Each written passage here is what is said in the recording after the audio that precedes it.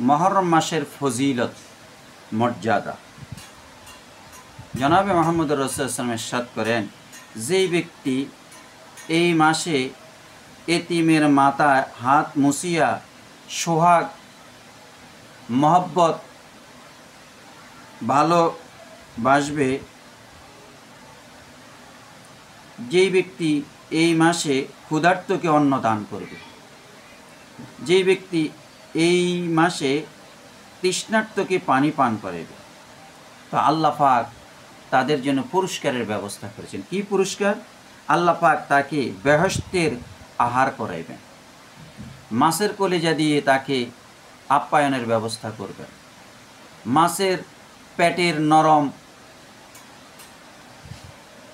স্থানটা দিয়ে তার জন্য আপ্যায়নের আহারের ব্যবস্থা করবেন। আল্লাহ পাক তাকে সালসাবিল নহরের প্রবাহ হইতে পানি পান করাইবেন,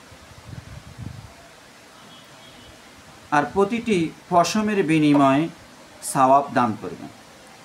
যে ব্যক্তি এই মাসে গোসলকারী মৃত্যু রোগ ব্যতীত যাবতীয় রোগ হইতে মুক্ত থাকিবে, আর অলস্যতা জড়তা মুক্ত থাকবে। ইমাম হাসান হুসাইন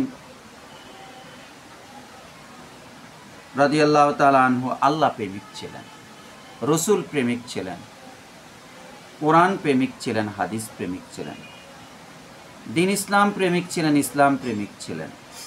কিন্তু ইয়াজিদ আল্লাহ প্রেমিক, রসুল প্রেমিক, কোরআন হাদিস প্রেমিক, দিন ইসলাম মুসলমান প্রেমিক ছিলেন না। তিনি ক্ষমতা লোভী ছিলেন, ফাসেক ছিলেন, নাফরমান ছিলেন, যারই কারণে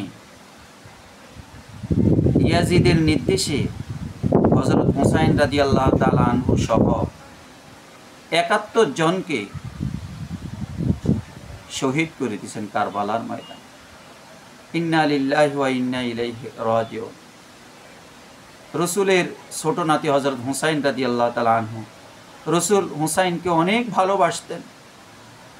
হুসাইন রাদিয়াল্লাহু মাথা থেকে পা পর্যন্ত এমন কোনো স্থান ছিল না যেখানে রসুল স্পর্শ করেন নাই, রসুল মহব্বত ভালোবাসেন নাই, রসুল চুম্বন করেছেন। হুসাইন রাদিয়াল্লাহু তাআলা আনহুকে শহীদ করে দিয়েছেন। আল্লাহ পাক আমাদের সবাইকে ইসলামের উপরে অটল থাকার তৌফিক দান করুন।